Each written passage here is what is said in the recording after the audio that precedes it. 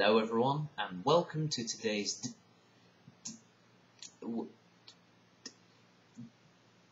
Daily Splat, where I have recently watched the excellent film The King's Speech, in which Colin Firth has a stutter which is quite infectious.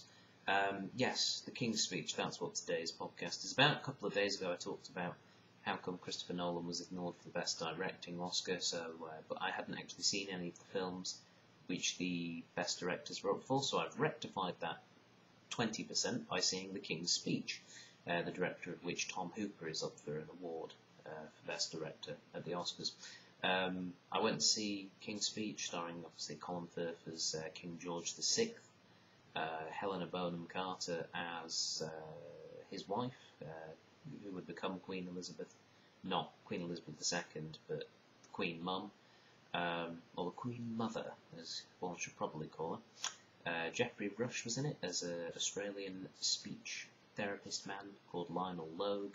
It was brilliant. It had loads of other people, Timothy Spall, Michael Gambon, Derek Jacobi, really, really good goal, and Guy Pearce. Also forgot about him. Really, really good cast. Anyway, it's a British film made by the UK Film Council about King George VI trying to overcome his speech impediment. In actuality, King George VI, the father, Queen Elizabeth II, had a speech impediment which affected him, particularly when he was a young man.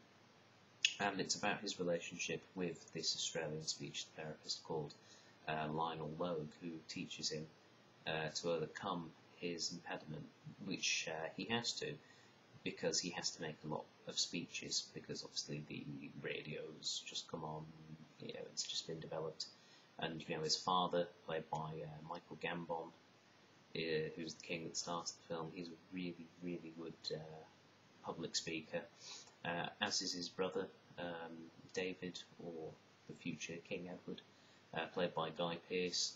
And it's really good. It's a really, really well put together film. It's from a very interesting time as well. It starts off in 1925 and takes us right the way through till the start of the Second World War. It follows the developing relationship between King George VI and Lionel Logue. And it's just brilliant. It was a really, really enjoyable film. I took my mum to see it as her birthday treat. Now she's back from being on holiday, and it was a really, really good film. And even though it's been out for several weeks, it was still in the cinema. Still quite a few people there. It wasn't quite half full, but there was still quite a few people seeing it. And yes, if you haven't seen it, my recommendation would be watch it now. There you go. Yes, very, very enjoyable film, and Colin Firth was really, really good. I would have to say, if he did win the Oscar for Best Actor, he would definitely deserve it. And also a special mention to Timothy Spall. Many of you will know him as playing Wormtail in the Harry Potter films. He does a brilliant Winston Churchill. It's really weird because he gets the voice and the posture and everything just right, but it's slightly off-putting because you look at him and you go, but it's Timothy Spall. He's weedy. A lot of his characters are like that. He isn't. Winston Churchill. He does a lot better than that, I can assure you. Yes, and also special mention to Derek Jacobi as well, who was very, very good as the Archbishop. Anyway, that is all for today. I hope this finds you well. Go and watch The King's Speech, and I'll speak to you all soon. Bye.